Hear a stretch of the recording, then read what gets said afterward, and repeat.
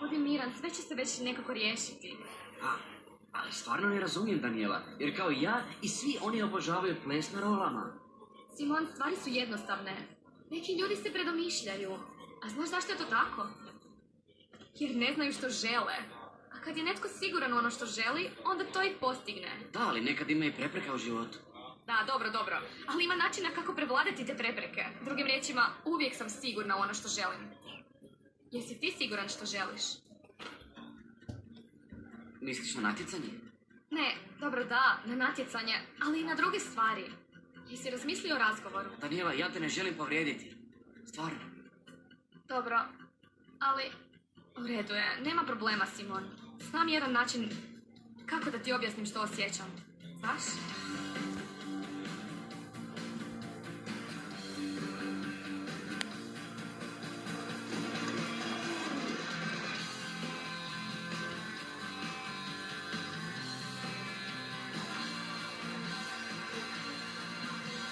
Luna,